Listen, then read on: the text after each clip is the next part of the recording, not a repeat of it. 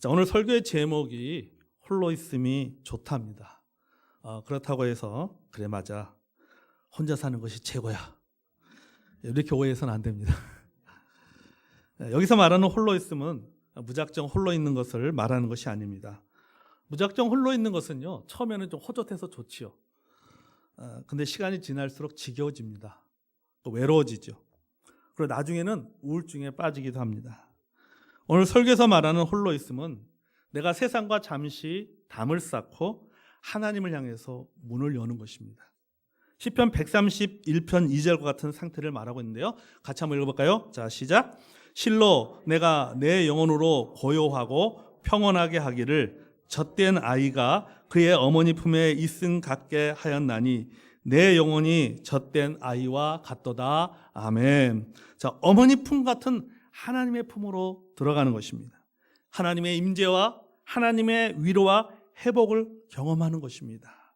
이것이 바로 홀로 있음이 좋은 이유 중에 하나입니다. 더불어 함께 있으면은 사실 어머니 품 같은 하나님 품으로 들어가기가 쉽지 않습니다. 왜냐하면 내 주변에 방해하는 것들이 너무나도 많기 때문에 쉽지가 않은 것이죠. 그러나 홀로 있게 되면은, 홀로 하나님 앞에 쓰게 되면은 어머니 품 같은 하나님의 품으로 들어가게 되고 그곳에서 하나님의 임재를 경험하게 되고 내 마음속에 갖고 있는 상처를 치유받게 되고 회복되게 되는 것입니다. 이것이 바로 우리가 홀로 있음이 중요한 이유 중에 하나인 것이죠. 저는 산속으로 들어가 혼자만의 시간을 갖습니다. 일상적인 공간에서 벗어나 소위 말해서 자연인이 됩니다. 산 정상에 텐트를 치고 혼자 식사하고 혼자 커피 마시고 한밤중에 도시와 마을의 야경을 멀리서 바라봅니다. 그러다가 이 텐트 속으로 들어가서 이런저런 생각도 하고 설교 말씀도 묵상하고 또 우리 성도님들 한 사람 한 사람을 떠올리면서 그분이 가지고 있는 그런 좋은 점들을 다시 기억하며 감사하고 기도하기도 합니다. 어떤 분들이 저에게 되게 묻습니다. 어떤 목사님들도 저에게 이렇게 물어요. 아니, 혼자 산에 가서 자면 무섭지 않느냐? 그렇게 물어봅니다. 혼자 산에 가서 뭐 하냐? 도대체. 또 혼자 무슨 재미로 가느냐? 이렇게 묻습니다. 물론 두려운 마음이 들 때도 있어요. 텐트 근처에서 밤에 부시럭거리는 소리가 들리면은 주여 하고 그렇게 외치기도 합니다. 하지만 두려운 마음보다는 그 호젓함에서 오는 그런 안식에 더 집중하게 됩니다. 바람 소리, 그리고 밤새도록 우는 소쩍새 소리가 자장가로 들리고 그 분주한 마음을 차분하게 만듭니다. 그 1인용 텐트 속에 들어가서 그 1인용 텐트가 기도의 골방이 됩니다. 그곳에서는 목사가 아닙니다. 어느 누구의 부모도 아닙니다. 하나님이 창조하신 한 인간으로서 하나님을 만납니다. 그곳에서 하나님께 주시는 영적인 에너지와 회복의 은혜를 경험하고 그리고 아침에 일찍 다시 하산합니다. 그래서 저는 홀로 있음이 좋습니다. 정기적으로 산에 가서 홀로 있는 그런 시간이 참 좋습니다. 여러분은 어떻게 생각하십니까? 홀로 있음이 좋습니까? 여러분, 우리는 더불어 함께 살지만 가끔은요, 홀로 있음이 필요해요. 내가 더불어 있는 그 공동체를 떠나서 그것을 벗어나서 혼자 있는 것이 필요한 것입니다. 그러니까 일반 사람들에게 홀로 있음이 필요한 이유를 물어보면 대부분 이렇게 말합니다. 인간관계에 지쳤기 때문이다라고 말합니다. 이 리서치 기관인 엠브레인이 그 성인 남녀 1000명을 대상으로 조사한 결과에 따르면요, 78.8%가 혼자만의 공간에서 시간을 보내고 싶다라고 이야기를 하고 있습니다. 그러면은 왜 10명 중에 8명이 좀 혼자만의 시간을 보내고 싶다, 홀로 좀 있고 싶다라고 하는 그 이유가 뭐냐면은 그 이유를 보면 대체적으로 이겁니다. 인간관계에 지쳤기 때문이다. 그러니까 사람들과 부딪혀 살면서 거기에 지쳐버린 거예요. 그래서 떠나고 싶은 거죠. 공동체와 다양한 그 사회 조직 속에서 사람들과 다양한 관계를 맺으며 살아갑니다.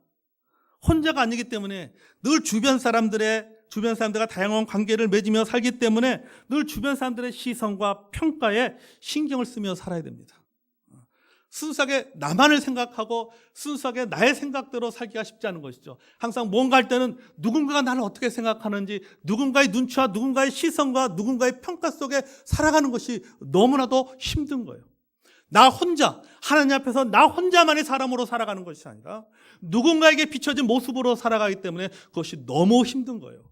그래서 가끔은 이런 인간관계에 지쳐서 가끔은 혼자이고 싶은 것이죠. 홀로 떨어지고 있고 싶은 마음이 드는 것입니다. 그래서 요새는 소위 말해서 인맥 다이어트를 한다고 합니다. 체중을 줄이기 위해서 우리가 몸무게를 줄이듯이 불필요한 인간관계를 정리하는 것입니다.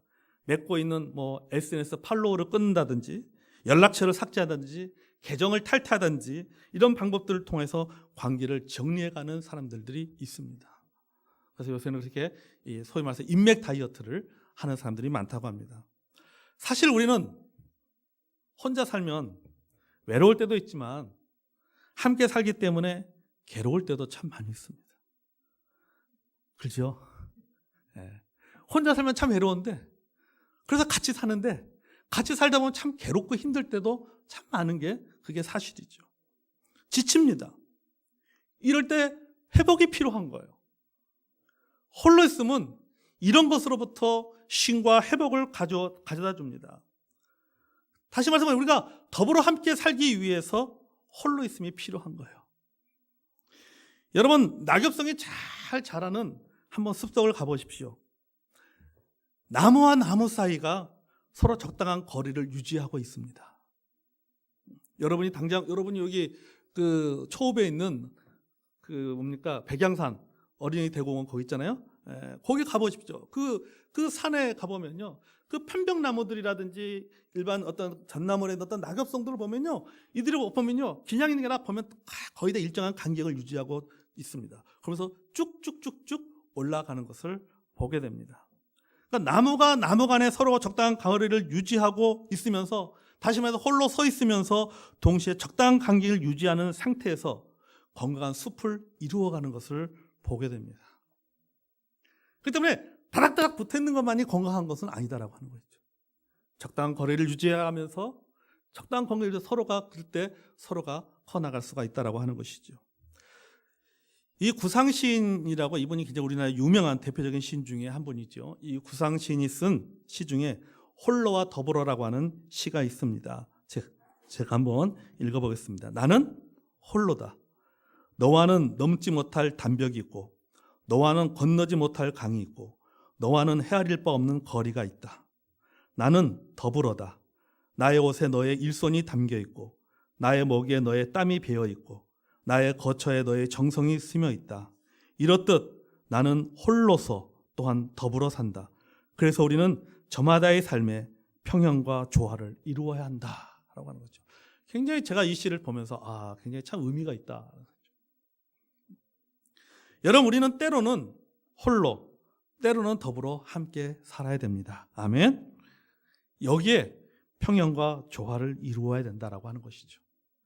그래서 건강한 공동체는 홀로 있음도 할 줄 알고 더불어 함께한 일에도 할 줄 아는 사람들이 모인 공동체가, 그 공동체가 건강한 공동체가 되고 성장하는 공동체가 되는 것이죠. 홀로 있음을 할 줄 아는 사람들이 함께 모일 때 그 함께 있음이 서로에게 유익하고 서로를 세워주기 때문인 것입니다. 그런데 반대로 홀로 있을 줄 모르는 사람, 홀로 있음이 없는 사람들이 함께 모이면 그 함께 있음이 서로를 힘들게 합니다. 서로를 힘들게 하고 서로를 피곤하게 만듭니다. 그러면 친구도 마찬가지고 또 부부도 마찬가지예요. 홀로 있는 시간을 가진 두 사람이 함께 지낼 때 그 함께 있음이 오래가고 멀리 가는 것입니다. 그래서 부부도 우리가 늘 그러죠. 그 어른들이 그런 얘기 하잖아요. 부부도 24시간 늘 같이 붙어 있는 것이 반드시 좋다고 할 수 없다. 그렇게 했잖아요. 홀로 있을 줄 알아야 된다라고 하는 것이죠. 그래야 더불어 함께 있을 줄 압니다. 부모는 부모로서, 자녀는 자녀로서 홀로 있을 줄 알아야 건강한 가정을 이룰 수가 있는 것입니다. 교회도 마찬가지죠. 목사는 목사로서, 성도는 성도로서 홀로 있을 줄 알아야 교회도 성장하고 그 교회도 건강한 공동체로 성숙해 갈 수가 있는 것입니다. 자, 여러분, 우리가 홀로 있음이 필요한 또 하나의 이유를 들자면은 그것은 바로 삶의 속도를 줄이고 방향을 잡기 위해서입니다. 우리는 늘 바쁩니다. 늘 산만합니다.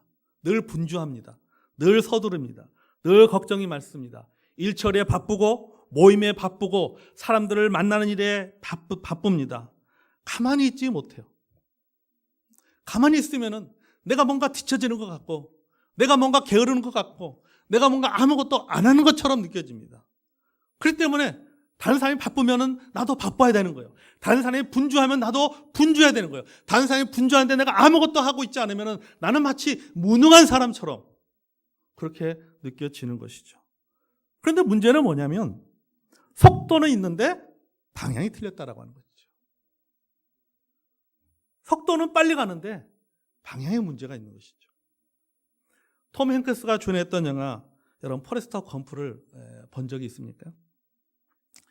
영화 속에서 그 주인공은 실현을 당하고 무조건 뛰기 시작합니다. 포스터 좀 보여주세요. 처음에는 여러분 이 포레스트 검프이 처음에는 이 실현을 당한 이 주인공이요. 처음에는 자기 동네 한 바퀴를 돌다가 나중에는 미국 전역을 돌기 시작합니다. 그런데 이 포레스트 검프가 뛰니까 사람들이 물어보는 거예요. 당신은 왜 이렇게 달립니까? 라고 물어봅니다. 그러자 그가 이렇게 말하죠. 과거를 옮길 수만 있다면 뒤에 돌아는 자기도 말해놓고 무슨 말인지 알지 못하는 말을 남긴 채 열심히 뜁니다. 어느 순간 한 사람 두 사람 그가 뛰는 것에 같이 뛰기 시작합니다. 나중에는 무리가 이루어서 뛰어요. 그들도 이 포레스트 검프와 같이 뛰기 시작합니다. 같이 뛰는데 주인공이 왜 달리는지도 모른 채 그냥 같이 뛰는 거예요. 뛰기 시작한 지 3년 하고도 2개월, 14일, 16시간이 지난 후에 달리는 것을 멈춥니다. 그러면서 주인공이 딱 한마디를 합니다. 너무 피곤해요. 이제 집에 가야겠어요. 그럽니다. 그러니까 그 영화를 보면요. 뛰니까는 같이 뛰는 거예요. 뛰니까 같이 뛰는 거예요. 뛰면서도 같이 뛰는 사람들이 왜 주인공이 뛰는지도 몰라. 자기도 뛰면 자기도 왜 뛰는지 몰라. 남들이 뛰니까 같이 뛰는 거예요. 그래서 저는 이 영화를 보면서 이것이 현대인의 모습이라는 생각이 들었어요. 남들이 달리니까 자신도 덩달아 달립니다. 남들이 바쁘게 살고 분주하게 사니까 자신도 바쁘게 분주하게 살아갑니다. 그런데 문제는 방향이 없어요. 열매가 없습니다. 무엇을 왜 바쁜지 알지는 못합니다. 나를 행복하게 만들고 어떤 성취감을 느끼게 하는 결과물이 없습니다. 결과적으로는 바빴는데 나중에 보니까 피곤하게만 한 거죠. 소위 말해서 손에 잡힌 것은 하나도 없는 결과를 만들어내는 것이죠. 여러분, 홀로 있음은 바로 이런 삶의 브레이크와 같습니다. 자신의 삶을 돌아보며 방향을 찾게 합니다. 내가 원하는 삶이 아니라 하나님이 원하는 삶, 일시적인 것이 아니라 영원한 것, 가치 있는 것을 향해 나아가도록 방향을 수정하게 한다는 것이죠. 그래서 홀로 있는 시간에 뭐 하는 겁니까? 홀로 있는 시간에 자신의 삶을 돌아보게 되는 것이죠. 자신의 삶을 돌아보고 자신의 삶에 새롭게 방향을 잡는 그런 시간이 바로 홀로 있는 시간인 것입니다. 사람들은 흔히 말하죠. 홀로 있으면 외로울 거라고 생각합니다. 아니죠. 여러분, 홀로 있음은 외로움과 다릅니다.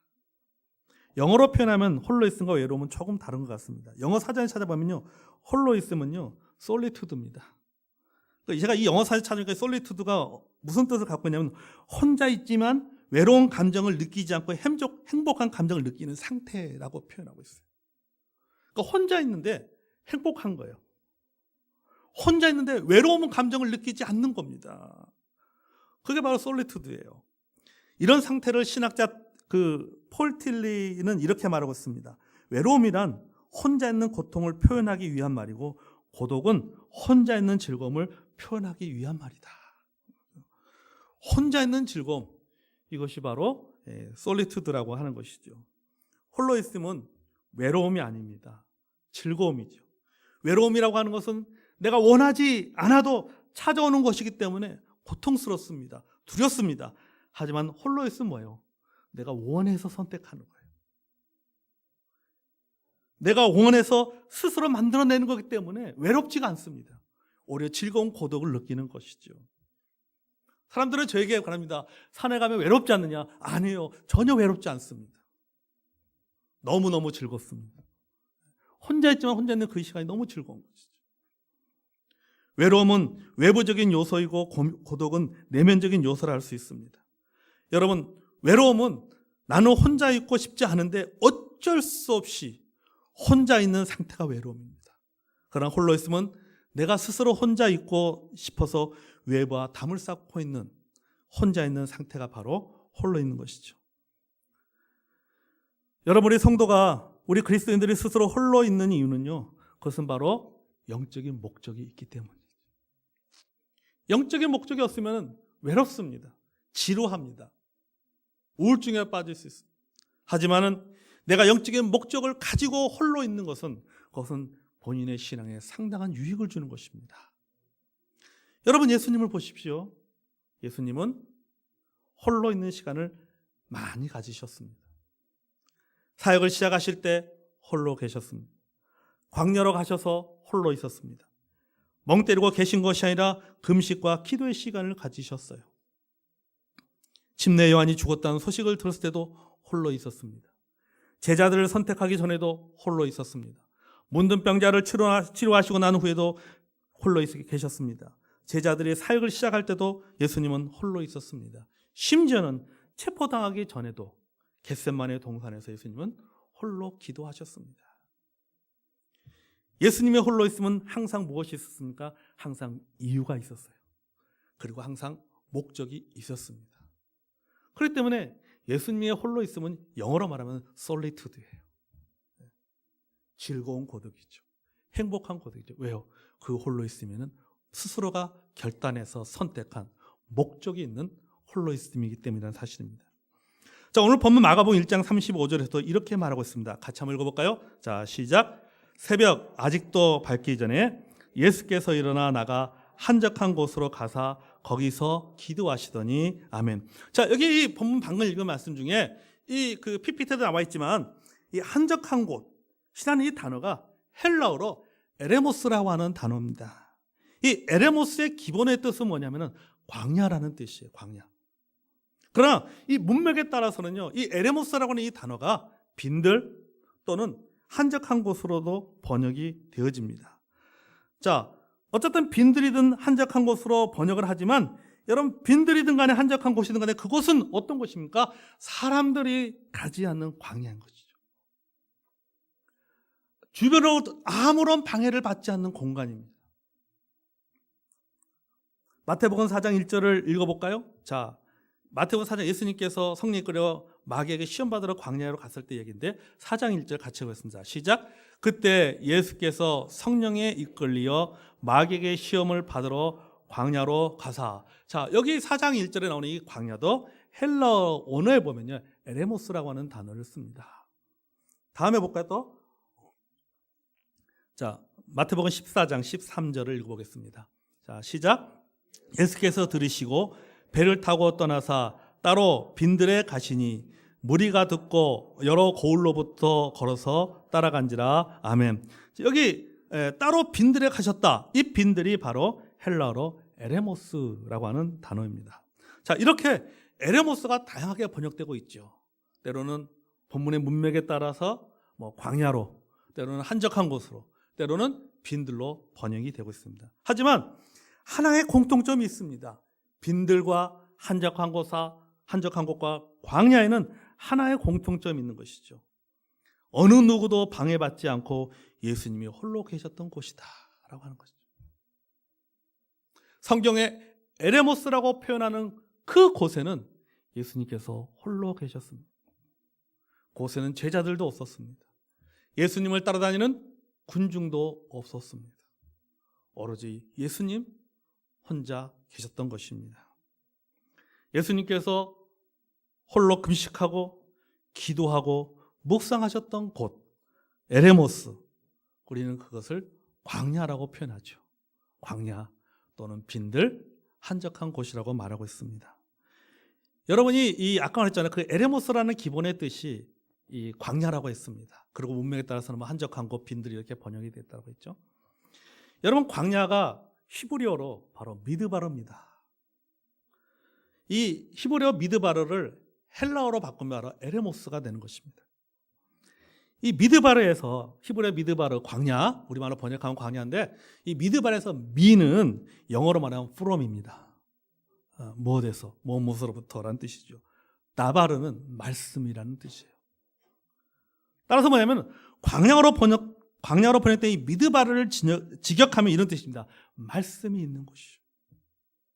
그것이 바로 미드바르, 광야, 그것이 바로 에레모스입니다. 광야는 하나님의 말씀이 임하는 장소입니다. 광야는 하나님이 말씀하시고 인간이 듣는 장소가 광야입니다.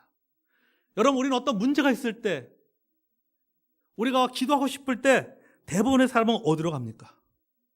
기도원에 갑니다. 계곡이 있고 나무가 있고 푸른 숲이 있는 그런 산 속에 있는 기도원에 들어가잖아요. 그렇죠? 기도원에 들어가서 기도를 합니다.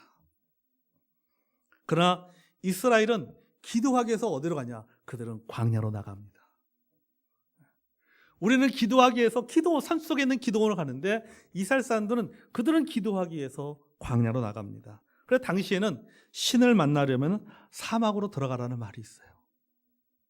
사막으로 들어가야지, 다시 광야로 들어가야지 신을 만날 수가 있다. 그래서 초기에 그런 수도원들을 보면요, 다 수도원이 어디에 있었냐면 광야에 있었어요. 여러분 이스라엘 가보십시오. 이스라엘든지 아니면 유럽이라든지 이런 데 가보시면요, 그 초기에 대부분의 수도원들은요 광야에 있습니다. 아주 허벌판에 수도원이 있어요. 왜냐하면은 그것은 아무도 방해받지 않는 곳이기 때문에. 그곳에 누구를 만나기 위해서 있는 거예요? 하나님을 만나기 위해서 가는 것이죠. 여러분, 우리 성도에게, 우리 믿는 사람에게 광야는요, 그것은 공간보다는요 만남의 이미지가 강한 장소입니다. 하나님을 만나는 장소죠. 여러분, 우리에게 있어서 그 홀로 있음이라고 하는, 그래서 여러분 도피가 아니에요. 고립이 아닙니다. 우리가 홀로 있는 이유는 있는 그들의 모습으로 내가 하나님 앞에 하나님을 만나기 위해서 있는 것이죠. 마태복음 6장 6절 읽어볼까요? 자, 마태복음 6장 6절 읽어서 시작. 너는 기도할 때 내 골방에 들어가 문을 닫고 은밀한 중에 계신 내 아버지께 기도하라. 은밀한 중에 보시는 내 아버지께서 갚으시리다. 아멘. 자, 여기 보십시오. 너는 기도할 때 내 골방에 들어가 문을 닫고. 여러분, 골방 속에는 누가 있는 것입니까? 나만이 있습니다. 골방은 혼자만의 장소입니다. 골방은 홀로 있음의 장소입니다. 그곳에 들어가서 뭐 하는 것입니까? 그곳에서 하나님을 만나는 거죠. 골방이라고 하는 것은 어떤 불편한 칩거라든지 단순히 홀로 있는 것이 아니라 하나님을 만나는 것이죠. 골방은 하나님의 임재 가운데 들어가는 통로라고 하는 것이죠. 우리에겐 여러분 이런 홀로 있음이 필요합니다. 아멘. 하나님을 만나기 위해서 홀로 있음이 필요한 거예요. 예수님께서 너희들이 골방에 들어가 문을 닫고, 문 열어놓고 기도할 수 있잖아요. 근데 왜 문을 닫습니까? 하나님 앞에서 솔직해지기 위해서죠. 하나님 앞에 솔직하게 내 감정을 다 드러내기 위해서죠. 소리가 밖으로 안 나가니까. 내가 하나님 앞에 하고 싶은 얘기를 다 할 수 있는 거예요. 여러분, 우리에게 홀로 있음이 필요한 이유가 바로 여기에 있는 거예요. 골방에 들어가서 문을 닫고 내가 홀로 있음을 통해서 하나님과 만나고 하나님의 임재 안에 들어가면서 내 속에 있는 모든 것을 다 쏟아내는 거예요. 그럼 어떤 일이 납니까? 하나님부터 치유를 경험합니다. 아멘. 하나님부터 치유를 경험하고 치유가 되니까는 회복이 되는 거예요. 그곳에 뭘 받는 거예요? 에너지를 받는 거예요. 영적인 에너지를 받고 다시 그 복잡한 지지고 볶고하는 그 공동체 속에 들어가서 거기서 살아갈 수 있는 힘을 공급받고 능력을 공급받는 거예요. 그래서 우리는 더불어 함께 살기 위해서 때로는 우리는 홀로 있을 줄 알아야 된다는 겁니다. 아멘. 뭐 하기 위해서? 하나님부터의 에너지를 공급받기 위해서 필요한 거예요. 이런 홀로 있음이 필요합니다. 그래서 이런 홀로 있음은요, 굉장히 좋은 거죠. 사랑하는 성도분, 우리에게 홀로있음이 필요한 가장 중요한 이유가 바로 여기에 있습니다. 영적 광야에, 영적 빈들에, 그리고 영적 한적한 곳에 홀로 있으므로 그곳에서 하나님을 만납니다. 하나님의 음성을 듣습니다. 하나님께 내 마음을 쏟아놓습니다. 때로는 하나님께서 여러분을 광야로 내몰 수 있어요. 때로 하나님께서 나를 아무런 방해도 받지 않는, 내가 원하지 않았지만 하나님께 나를 강제적으로 홀로 있게 만다 할지라도 여러분, 우리가 낙심할 필요가 없어요. 포기할 필요가 없어요. 왜요? 홀로 있음으로 하나님을 만나게 되는 거죠. 우리가 찬양할 광야에 서 있네, 그런 찬양이잖아요. 광야에 서서 뭐 있겠습니까? 그 광야에 서서 우리는 누굴 만나는 거예요? 하나님을 만나는 거예요. 그 때로는 나 혼자밖에 없다라고 해서 절망할 필요가 없는 거예요. 포기할 필요가 없는 거예요. 하나님 나를 한적한 곳에, 빈들로 척박한 땅, 버려진 땅에 하나님께 나를 보냈다 할지라도 여러분, 그곳에서 절망하지 마십시오. 낙심하지 마십시오. 그곳에서 홀로 있기 때문에 누구를 만날 수 있습니까? 하나님을 만날 수가 있습니다. 아멘. 하나님 만날 수가 있는 거예요. 우리는 그곳에서 치유와 회복을 경험하게 됩니다. 여러분, 우리가 이런 의미 있는 홀로 있김이 되기 위해서는 우리에게 준비가 필요합니다. 홀로 있다고 해서 아무런 준비 없이 홀로 있는 것은, 그것은 여러분 아무런 의미가, 지루하고 외롭고 후회되고 그렇습니다. 하지만은 준비된 홀로 있음은 말 그대로 본인에게 영적으로 굉장히 큰 유익이 된다고 하는 것이죠. 그 헨리 나우엔이 홀로 있음과 관련해서 이렇게 말했어요. 단순한 감정의 외로움에 사로잡혀 있지 말고 주님과의 친밀한 창조적 고독으로 전환해야 된다. 하나님과 내밀한 시간을 가지려면 일시적인 고독을 수용해야 된다. 홀로 있는 일은 결코 쉬운 일이 아니다. 준비되지 않는 고립은 위험하다. 탈선의 유혹은 강력하다. 언습해오는 외로움을 이기지 못해 미쳐버린 사람들이 많다. 이렇게 말했어요. 홀로 있는 건 좋지만은 뭐 하라는 거예요? 준비돼서 홀로 있어야 된다는 거죠. 안 그러면 뭐 한다? 미쳐버린다는 거예요. 여러분, 그렇습니다. 여러분, 창조적인 홀로 있기를 하기 위해서는 여러분 준비가 필요한 거예요. 준비 없이 단순하게 홀로 있는 것은 지루하고 외롭습니다. 그러나 계획을 세우고 준비하여 보내는 홀로 있기는 지루함이 없는 거예요. 즐거운 거예요. 여러분이 만약에 오늘 목사님 말씀을 듣고 그래, 나도 홀로 있어 봐야지 하고 무조건 떠나면 큰일 납니다. 하루도 안 돼서 집에 돌아옵니다. 나가니까 할 게 없거든. 지루하게 잠만 자도 오겠죠. 그런 게 아니라, 그렇게 되지 않게 해서 뭐 하는 거예요? 준비해야 되는 거죠. 준비해서 계획을 세워서 가는 홀로 있으면 그것은 여러분 본인의 영적인 성장 뿐만 아니라, 그럼 본인의 치유되어지면은, 본인이 어떤 그런 치유되어지고 회복되어지면은 결국 그것이 본인에게만 좋은 것이 아니라 본인과 더불어 함께하는 사람에게도 그것이 좋은 영향력을 주는 것이죠. 여러분, 말씀을 정리합니다. 우리에게는 정기적으로 하나님을 만나고 자신을 돌아볼 수 있는 홀로 있음이 필요합니다. 예수님의 홀로 있음이 목적이었듯이 우리의 홀로 있음도 도피가 아닙니다. 고립이 아닙니다. 무작정 담쌓기가 아닙니다. 회복과 영적 성숙의 홀로 있음이 되어야 됩니다. 아멘. 그래서 여러분 몇 가지 제안을 하면서 말씀을 이제 마무리합니다. 첫째 뭐냐면요, 혼자만의 시간과 장소를 정해야 됩니다. 혼자만의 시간과 장소. 내가 멀리 가지 못하겠다. 여러분, 배산도 얼마나 좋습니까? 저는 배산에 올라가면요, 일부러 사람들이 안 다니는 등산로로 갑니다. 왜? 첫 번째는 마스크를 벗고 싶어서. 두 번째는 뭐냐면요, 사람과 안 부딪히니까 너무 좋은 거예요. 그래서 걷다가 앉아서 하늘 보다가 나무 보다가 그럽니다. 아침에 집에서 나와서, 아침에 집에 나와서 이렇게 배산으로 올라가서 교회로 옵니다. 퇴근할 때도 배산으로 올라가서 집으로 갑니다. 그게 너무 좋은 거예요. 그런 시간들이 너무 좋은 거예요. 여러분, 배산 정상에 올라가 보세요. 배산 정상 가보셨잖아요. 배산 정상에 정상석 바로 밑에 보면은 벤치가 하나 있습니다. 그죠? 약간 살짝 들어가서 벤치가 있습니다. 그 벤치에 앉아서 이렇게 이 앞에 우리 교회도 쳐다보고 교회 천장도 쳐다보고 지붕이도 보고 연산 팔동도 보고 저기 동네도 보고 저 멀리 금정산도 바라보면서 바람도 잘 불고 얼마나 좋습니까? 거기서 여러분 혼자만의 시간을 갖는 것도 좋은 거죠. 오래 가질 수는 없겠죠. 그러나 여러분 그렇게 해도 시도하는 건 굉장히 좋은 거죠. 혼자만의 시간과 장소를 정하십시오. 그리고 더 중요한 것 중에 하나가 있습니다. 그것은 바로 아무것도 가져가지 말아야 됩니다. 아무것도 하지 말아야 됩니다. 아무것도 가져가지 말고 아무것도 하지 말아야 됩니다. 핸드폰도 가져가서는 안 됩니다. 책도 가져가서는 안 됩니다. 이것이 가장 중요한 거예요. 이 시간은 그 시간은 모든 것으로부터 벗어나는 시간이에요.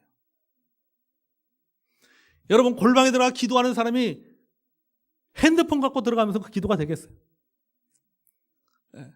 기도하다가 문자 날라오면은 이 약간 전화 오면은 어디서 나왔지? 뭐 가입하라고 전화 이런 분. 모든 것으로 벗어나는 시간이에요. 그래야지 진정한 여러분 홀로 있으면 되는 거예요. 여러분 내가 몇 시간 비운다고 해서 여러분 우리 집안에 무슨 일 생기지 않습니다. 내가 하는 일에 무슨 일 큰 생기지 않습니다. 지구가 안 돌아가지 않습니다. 내가 없어도 지구는 얼마든지 잘 돌아갑니다. 그 시간만큼은 모든 걸 다 오프시키는 거예요. 하지 않고 가져가지 않고 모든 것에서 벗어나는 시간이에요. 나의 모든 사회적인 허울과 가면을 벗고 내가 있는 그들의 모습으로 하나님께 나아가는 거죠. 하나님의 형상대로 하나님께 나를 창조하신 그 있는 그들의 모습으로 오로지 하나님의 소리에 귀 기울이는 거예요. 여러분 이렇게 하면요 홀로 있으면 참 좋습니다. 사랑하는 성도 여러분, 함께하기 위해서 정기적으로 홀로 있음을 갖기 바랍니다. 아멘. 아무리 여러분 바쁘고 나는 항상 집에 홀로 있는데 남편 출근시키고 애들 학교 보내고 나면은 항상 혼자 있는데 그런 것이 홀로 있는 것이 아닌가라고 생각하지 마시고요. 여러분 홀로 있으면요 일상의 공간에서 벗어나야 돼. 홀로 있으면 되는 거예요. 내가 일하는 곳에서 벗어나고 내가 일상적으로 생활하는 곳에 벗어나서 거기서 홀로 있어야지. 그것이 진정으로 홀로 있으면 되는 거예요. 그런데 아무도 없기 때문에 내가 이것이 홀로 있다라고 생각하면 여러분 그게 사실은 모든 것이 그런 거죠. 여러분 장소도 중요하고 그래서 여러분 가끔은 우리 성도님들 그렇게 권하고 싶어요. 가끔은 홀로 있는 시간을 가지시기 바랍니다. 우리 형제님들 가끔은 부인을 홀로 있게 놔두십시오. 홀로 떠나보세요. 떠나보내세요. 홀로 떠나보세요. 그래서 홀로 하나님과의 시간을 가질 수 있도록 해보십시오. 여러분 그게 뭡니까? 그게 남편에게 좋은 일이 됩니다. 남편에게 좋은. 마찬가지로 우리 자매 되신 여러분들 남편을 홀로 떠나보내시기 바랍니다. 혼자 진짜 잘 준비해서 혼자만의 그런 시간을 갖게 하고 그래서 홀로 쓸 수 있고 홀로 모든 것들을 해결해 갈 수 있는 어떤 그런 훈련들도 필요한 것 같아요. 사랑하는 성도 여러분, 우리가 이런 시간을 갖지 않으면요 진짜 1년을 바쁘게 살고 나서도 뭐 크게 어떤 것들을 남기지를 못해요. 얼마나 바쁘게 삽니까? 바쁘게 살고 더불어 함께 살다 보니까 많이 치여 삽니다. 그렇잖아요 여러분. 직장 다니시는 분들 직장에서 얼마나 많이 치여집니까? 사느라 인간관계에 치고 어떤 사람과의 관계 속에서 관계 문제가 생겨서 그 관계 때문에 치이기도 하고 그렇습니다. 이런 것들 우리는 그렇다고 그것을 떠나면 살 수는 없잖아요. 아까 말했지만 여러분 함께 홀로 있으면 외롭고 함께하면 괴롭다라고 하잖아요. 그게 맞는 말인 것 같아요. 현실인 것 같아요. 이런 것으로부터 우리가 좀 더 자유롭고 치유되지고 내가 영적으로 성장하고 성숙하기 위해서는 우리 성도님들에게 부탁합니다. 한번 여러분 정기적으로 그게 자주는 아니더라도 정기적으로 홀로 있는 시간을 가지시기 바랍니다. 그리고 그 시간을 통해서 예수님이 하셨던 것처럼 하나님과 만나서 영적으로 회복이 되어지고 영적인 에너지를 공급받고 그래서 더불어 함께 살아갈 수 있는 능력을 공급받는 저와 여러분이 되길 주의 이름으로 축복합니다. 자, 우리 기도하겠습니다.